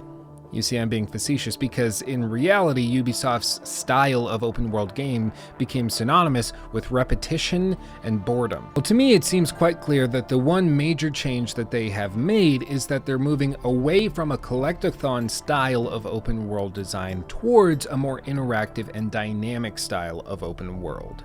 What I mean by this is previous Assassin's Creed games, such as even Assassin's Creed 2 way back in the day, had collectathons, so you would go through and you would have to collect all of these feathers and do all of these crazy obscure things in order to reach completion. That was what a major element of the content within the game was hunting down these unique items that you could only get in certain locations. I mean, really at its core, it's a frustration that's born out of where I started in the Assassin's Creed franchise, and that was with Assassin's Creed 2. That was with the good old days where you were in a medieval city, exploring, climbing, having a great time, you know? So on one hand, the style of these open world games was synonymous with repetition and boredom, as he named it collectathon and catching flying pages. But now, all of a sudden, you were in a medieval city, climbing and having a great time. Now, I agree with Luke from 2019. These large cities indeed offer more parkour possibilities, but the world map is very much lacking in meaningful content. Having a great time, you know? That's where I started. So to me, Assassin's Creed is innately tied to civilization, to cities, to exploring the verticality and climbing them. That's what Assassin's Creed has always felt like at its heart for me. So as we've gone through Origins, Odyssey, and now Valhalla, we're at a point where Assassin's Creed is trying to put just as much weight into gameplay in the forest and in the woods and in nature as it is to the city. Someone should tell him that Assassin's Creed 3 and also Black Flag existed before Origins and fit pretty well in what he describes. Actually, one of them is fan favorite for many players who love the old series, and yet the best part of that game was just being a pirate and blowing up ships. If we tie the series' whole identity to explore the verticality of cities and blah blah blah, doesn't that kind of limits the potential of what the series can become and expand? I mean, in how many cities these games can take place until eventually we get tired of doing the same things over and over. After finishing the Ezio trilogy, I couldn't wait to get to Black Flag and sail into the ocean and do something more than just hide in the haystack and climb buildings. These games have lost some of that verticality, but gained so much more in return that simply couldn't have been possible if the series was stuck to the past. Itself, because that's kind of the point of an open world, especially in Assassin's Creed. They want you to explore and find stuff. They put all of these little dots all over the map to try and encourage you to bounce around to every single dot, grab the stuff that they had, and that in turn encourages you to explore the map. So it kills two birds with one stone. The problem is that the dots at their heart are just checklists. They're checklists without a clear description of what is there until you do it. Why would someone want a clear description before he gets there? Isn't that the whole point of an open world, to explore and discover? Also, if you really want to know what some of these places hold, such in the case of treasure, there are maps you can buy after upgrading the cartographer building. And at their core, the rewards aren't satisfying either. Yes, as you go and look at all these dots, you'll find new abilities, armor, weapons, crafting materials for your camp to build new huts to upgrade it, or lore items, but you get so much of this from the main story that it's just not motivating. The main story takes you through the entire map, and in some cases you'll find weapons or gear pieces, in locations like enemy camps or caves, depends where the story takes you. However, most of the things you get are not from the main story, but as a result of you exploring. Vordor's Bite Axe, Thor armor sets and hammer, Soldier's Flail, Lagata's Axe, Death's Skull Bow, and so many other weapons and gears and special abilities and upgrades for those abilities can be found in the open world, and you won't get them unless you take the time and explore. Actually, what he says about getting so much from the main story that it doesn't feel motivating applies more to Origins and Odyssey, where gears and weapons are in abundance. Okay, let's move on to the pacing segment, and more specifically, the way you explore by using horses and mounts. Oh my god, I can't believe I'm doing this. You see, in Valhalla, you're going to explore in one of three ways. You're either going to run around on foot, or you're going to use your mount, or you're going to fast travel between points that you've already discovered. And I actually have an issue with two of those. I think running around on foot is usually the best way to explore a game's world. It's slow enough that you get to take in all of the sights and the scenery, look around, and notice everything that the designers have placed there for you. But getting something that's more sped up, such as vehicles, or in this case mounts, such as horses, to work well is actually quite difficult, because you have to set the speed for those correctly so that the player doesn't end up just blasting past everything that's meaningful that would make exploring the world worth it. And this is why I think that horses and mounts in Valhalla are too fast. Hear me out. The mounts in Valhalla move so quickly through the terrain, and also the field of view is so narrow that the player isn't going to be able to visually pick up on much of anything that's going on beside them. Everything that they're staring at is directly in front of them, which is likely as they ride towards their next quest marker. If they broadened the field of view out so you could see more, which would in turn make it feel as though you were moving slower because you have a wider range of context. I am slowly losing patience here, but you know, if you actually go into settings, you'll find an option that adjusts the field of view. Isn't that wonderful? Or if they were to slow down the mounts just a little bit so that they're more realistic in how fast they can run over certain terrain, a la Red Dead Redemption 2, I think it would actually do the world a great service, because it would slow the player down, force them to take in the sights and the scenery, look in the distance at points of interest, and try to engage with the world that way. You do realize horses have 3 levels of speed: walking, slowly running, and sprinting, which drain stamina. I mean, if someone really wants to slow it down and smell the roses, then don't sprint, just use a different speed. It's that simple. It's like driving a car at the highest speed and then complaining it goes too fast, and all you want to do is just smell the flowers. Okay, let's talk about combat. The first thing we should discuss is probably the one that was most hotly contested and debated, and that is stealth and the idea of being an assassin in an Assassin's Creed game. Let me put it this way. Valhalla does have stealth systems. You can play in a stealthy way in some situations. But stealth is only as good as the quest that you're engaging with using that system. And in the case of Valhalla, the levels, the world, and the quests are just not designed for stealth. Like hardly at all. For instance, there's this one where you need to assassinate this guy in this public square. It's pretty straightforward. Classic Assassin's Creed quest, makes sense. There's a couple ways you can get to him. Basically, you can either stealth up right behind him or you can climb on the pillars and the ropes above him. So you get close to him and you assassinate him. The thing is, the second you do so, you'll engage everybody in melee combat. Everybody and their mother is going to come running at you, and you can either fight it out or you can escape again, pretty much just by running away. Very seldom are there locations for you to hide within the level or the specific area itself. Usually you're expected to just sprint in one direction until the guards stop chasing you, and then you return back to finish the quest. That's pretty much how 90% of these levels are designed. It's very clear that the developers primarily wanted you to initially engage with these assassination missions using stealth, get to a vantage point where you could assassinate them, do so, and then fight it out with hand-to-hand combat and melee fight your way out of it. Which begs the question why you even bothered with stealth in the first place. Bullshit.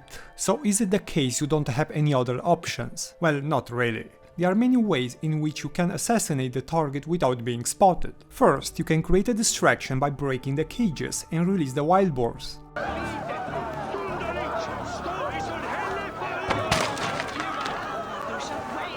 These cages are right there, visible even in his gameplay footage he recorded. Or you can remain in a distance and shoot explosive or poison arrow traps.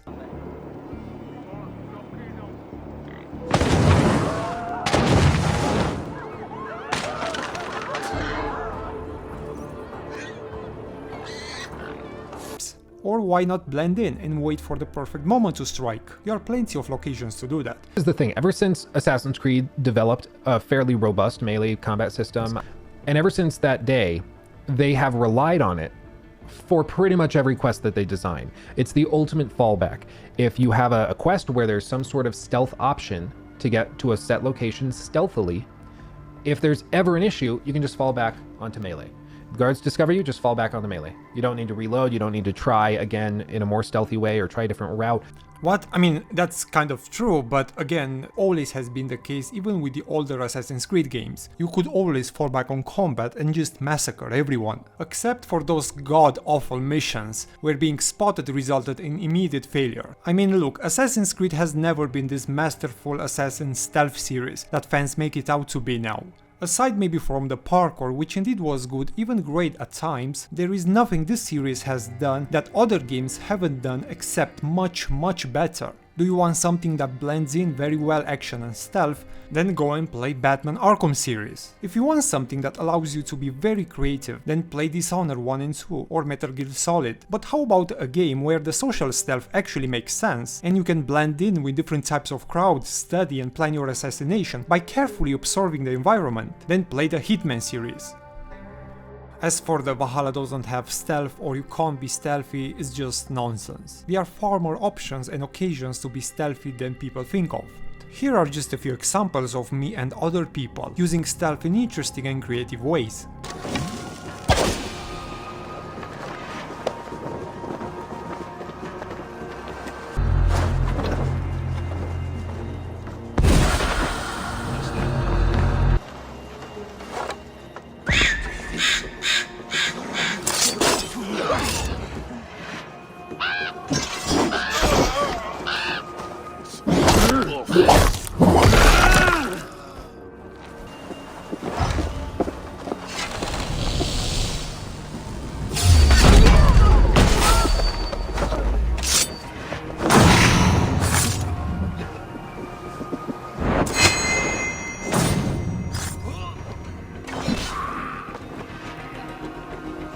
Now, as for the melee combat, the weapons do feel significantly heavier, which is what you would expect in a Viking game. It's something that was promised to us by the developers leading up to the game's launch, that they wanted to make sure the combat reflected the feelings of being an actual Viking. But that's a double-edged sword, or perhaps I should say hammer, because every single weapon that you'll use pretty much feels like a variant of a hammer. In some cases, they even share the same exact animations between weapons. At least the animations are so close I can't tell the difference between them. Axes, maces, swords, hammers, All of it feels the same in Ivor's hands. It's a big heavy metal thing that he's going to hit people with. It's yet another thing that feels like a major step back from Odyssey when they had all of these different variations of weapons that felt markedly different.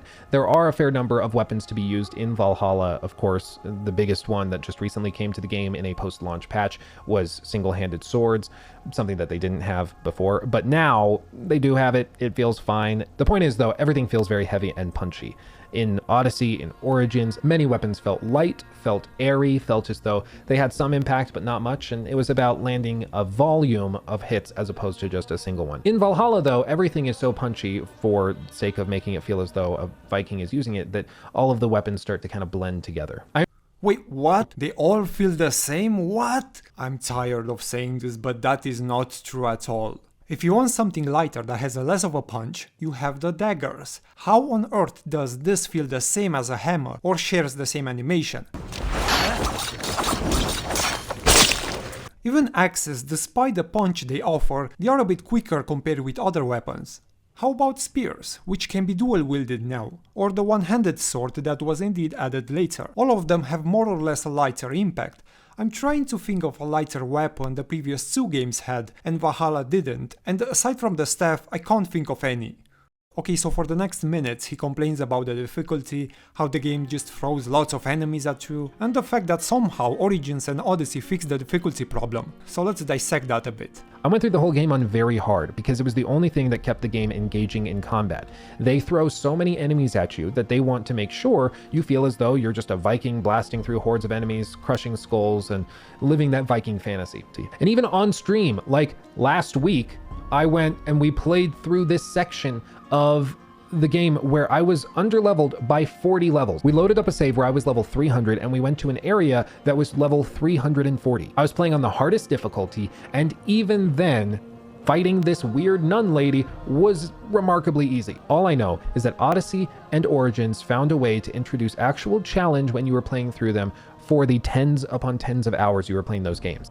On the default difficulty, the game might be indeed too easy for some people. However, if you go up to the hardest level, you will start to notice some differences, especially with the boss fights, like the zealots and others you find across the world. I mean, the only examples Luke provides in the entire section is the damn nun, which is not even intended to be a boss or anything. The game has to offer far more enemies that provide a real challenge. After the update, which added level scaling, the game can become very challenging. You can go even 60 points above your current level. One hit and you're almost dead.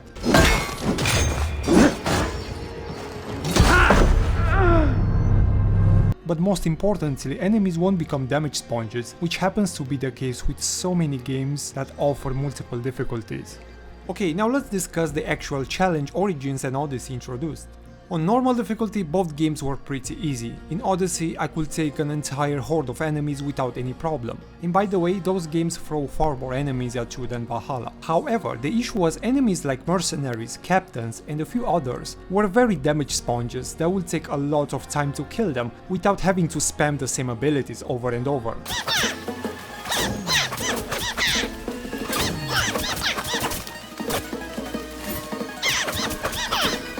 And that's for enemies that are at your current level. If you move to harder areas like 3 or 4 levels above, things get even worse. I mean, they become almost impossible to kill by how much their life bar is inflated. Not to mention, if you switch up the difficulty from normal to hard, be prepared to spam a lot, like a hell of a lot. So I really don't see how Origins and Odyssey fixed this problem or did it better.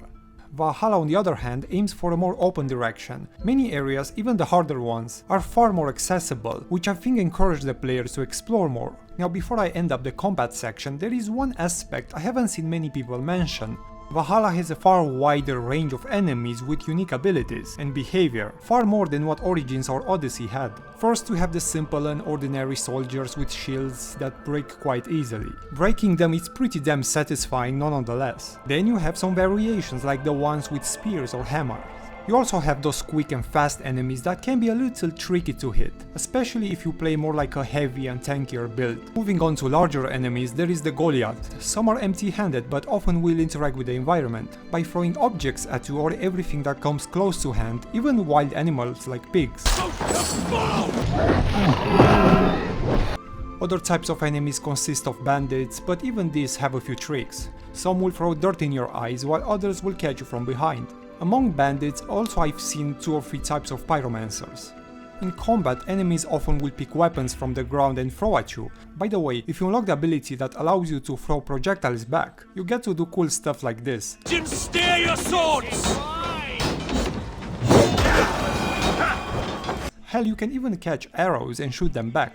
There are plenty more enemies like zealots roaming around, witches, and all types of warriors waiting to be challenged. I'm basically just scratching the surface here, but the game is quite generous in enemy variety, which is a big step up compared with the previous 2 games. Moving on. Now, if you look at these abilities in gameplay, it's obvious that they're not grounded in the world at all. You're performing crazy jumps, you're applying poison effects to your weapons that deal crazy amounts of damage very, very quickly. You're doing leaps and jumps and slams and all sorts of things that a human couldn't do. You compare it to the combat in Syndicate or Unity, and there is a big difference. And this has been the trend in Assassin's Creed for years at this point, but it really seems that Ubisoft doesn't take it seriously either, since in cutscenes the characters don't seem to be capable of doing these moves either. For the most part, these cutscenes are grounded and are realistic. The gameplay is loose and doesn't care or hold itself to that standard at all. There are a few reasons why you don't see these movesets during cutscenes. First, it will be kind of weird to see Eivor performing one of his crazy ability stunts before you even got a chance to find his abilities yourself.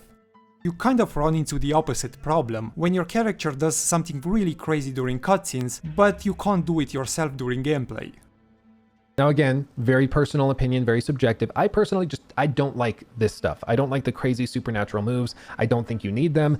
I think it's too video gamey, and I just personally don't like it. But I know that a lot of people do like it, so it's okay to like it. I just personally don't.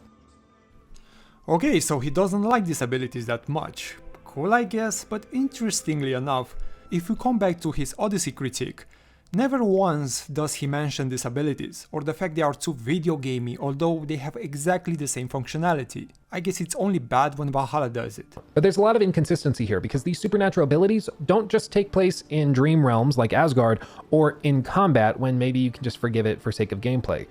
It happens in the main stories as well. We'll talk more about that in just a second, but first, the cooldown for these abilities. Another thing I just don't like in gameplay. I just really don't like cooldowns. It feels too much like an arcade game or an MMO. You use an ability and then you have to wait some arbitrary amount of time before you can use it again, perhaps sped up by dealing damage or something, but for the most part, it's just a countdown until the game decides you can use this ability again. I get why it's there, you need it so you can't spam one ability 50,000 times, but still, I just don't like it. If he doesn't like these abilities, then why is he mad about not having the option to use them more frequently? Basically he's saying, I don't like them because supernatural, you don't need them, too video gamey, yada yada. But on the other hand, I hate that I have to wait for the cooldown meter in order to use them more often. In the case of Valhalla, perhaps you craft certain potions or something that you can buy in the world, and this allows you to instantly heal up your abilities so you can use them more frequently, or the countdown stops. Just some sort of shifted system so that it's not just a transparent countdown to when you can use it again.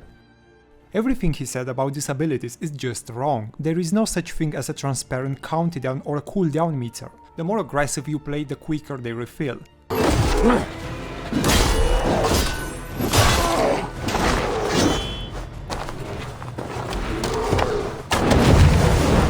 Okay, let's talk about the supernatural stuff with regards to the story, the combat, and everything else. These supernatural elements are not consistent at all. Sometimes they make the point that supernatural happenings are just drug or hallucinogen-induced illusions, but other times Ubisoft seems to suggest that witches and magical characters are actually magical. Let me explain. You see, there are actual curses out in the world of Assassin's Creed Valhalla. I can explain away the advanced combat abilities, poison and fire effects on weapons, and all the other unrealistic and fantasy elements involved with gameplay. It's a stretch, but I can do it. However, having actual cursed sites in the world that often come with negative status effects that are only remedied once the player destroys a cursed symbol, it's just too much for me. While it is perfectly possible to blend historically grounded events and fantasy at the same time, it doesn't always have to be one or the other. Game of Thrones or the Witcher series are great examples. You can tell a deeply grounded story inspired by real events in some cases and the politics of those time periods, and still have fantasy elements at the same time. One of my major frustrations with Valhalla is that it's inconsistent. It wants to be a fantasy game while still pretending as though it's historical. And in a setting like ancient Egypt with Origins, you can have some more leeway with these types of things. It's further from the present day, which allows the writers to fill in more gaps, but Valhalla isn't actually that distant. Sure, 1,000 years is a long time, but we have kept very accurate logs and records from this time. And so much of this world is based on what would make a fun fantasy exploration game and not what would make a grounded world. And it's in that conflict, rooted in the very conceptualization of this game's story and world, that causes all of this to feel so bizarre. So for Origins, it was okay to have that, but why? I mean, if you take the same standards of depicting historical events, shouldn't this also apply to Origins too? Why should it matter if it's more distant? I think it's just a completely arbitrary thing he just made up.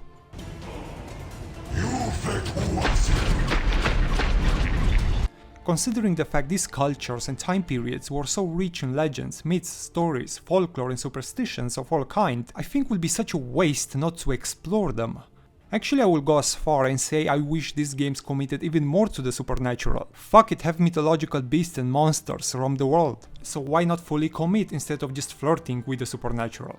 I mean, I find it very strange where people decide to draw the line here. On one hand, the whole Isu civilization and all that nonsense made these games extremely grounded and realistic indeed, but God forbid add a supernatural thing, and this is where people draw the line. And to be fair, since Origins they tried to merge the supernatural and mythological aspects with the whole Isu civilization sci-fi thing. If you are into this type of stuff, great for you. Personally, I never really cared about the lore of the Assassin's Creed. I always thought like someone watched too much Gaia or Ancient Aliens and then said, great, let's make a game about that. Now I understand the sci-fi element was not so prevalent in those games, especially when it comes to gameplay. The story, however, still goes off the rails many times. However, I kinda wished Ubisoft took more risks and integrated the sci-fi aspect into the gameplay as well, because here's the thing, no matter how much the setting or the graphics improves, the gameplay remains extremely repetitive and stale. And the last thing about combat that we need to really point out is that sieges and raids, which was one of the major gameplay elements that they really hyped up in the lead up to Assassin's Creed Valhalla, it blows. All of these raids consist usually of setting some basic house models or hut models on fire using torches, killing a bunch of enemies, and then opening a few doors to get to some chests to get some loot, and then a pop-up says you've completed the raid, and that's it. It's very, very samey. They're all copy and pasted. There's nothing new or unique. Now, I'm not going to pretend that raids in Valhalla are exceptional, because they really aren't. They feel rather underdeveloped. However, there is more to them than look provides. First, I do think these raids are more grounded, except for the part where you cannot kill civilians. What the hell, Ubisoft? I'm a damn Viking. Anyway, they do play an important role in the larger scheme of things. First, they are a part of a gameplay loop where the materials you collect are used to upgrade your camp, which opens up the game more and provides all sorts of benefits. Then these locations can vary and offer quite a beautiful scenery. Some are on the cliff sides while others are deep into the fog where you can barely see anything. Also burning houses and seeing ash and smoke filling up the air and blocking the sunlight. Then there are people screaming and running in all directions, while your raid group actually engages in combat and kills other soldiers. All of this can offer quite a spectacle. Sieges also could have been really cool, and this is something I was excited for, especially coming off of the big sort of faction battles we had in Assassin's Creed Odyssey, where you had two different factions, the Spartans and the Athenians, that were constantly fighting, and based on your choices, you could have two different generals fighting, then you could come in and decide which way the battle would go. It was really drawn out, really interesting, and it could have been so cool to see a system like that present here in Valhalla, but it's just not. It's just not. Again, they did all the work for that in Odyssey. They just needed to copy and paste that and bring it here, and it would have been great. They couldn't even copy and paste that. Literally, like, this is, again, I need to calm down. So much of the game is copy and pasted, and then the cool parts that would have fit really well were ignored and forgotten and left behind.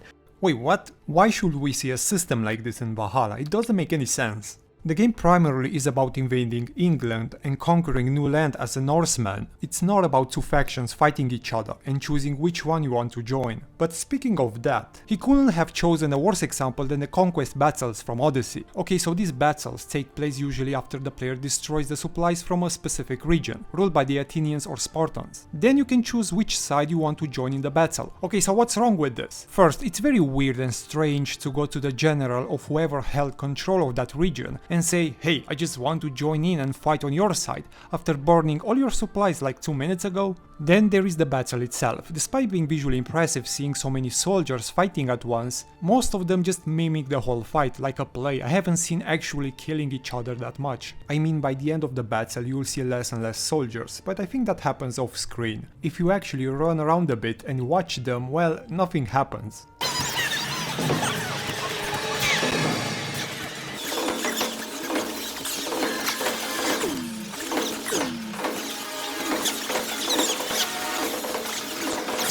Anyway, to win the whole thing, all you have to do is to kill a few captains and the whole battle is over. That's it. Then the losing team retreats, fade to black, and congratulations. You earn gears, money and XP. Also, these battles don't have any types of consequence or change anything in the world.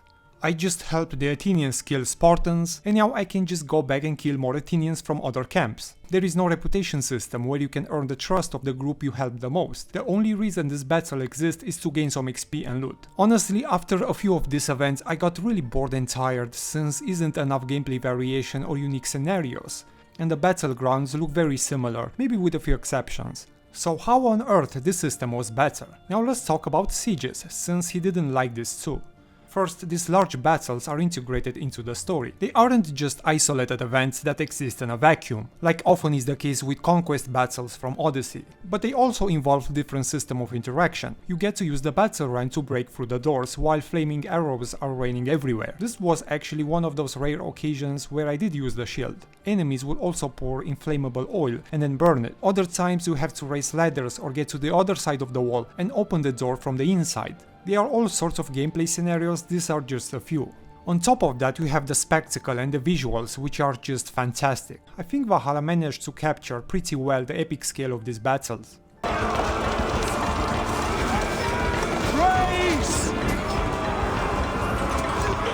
Go before me!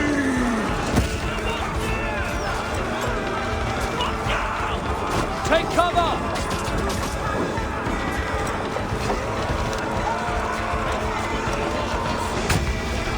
But yeah, in his opinion, better to just copy the conquest battles from Odyssey, because those definitely were not repetitive or copy and pasted.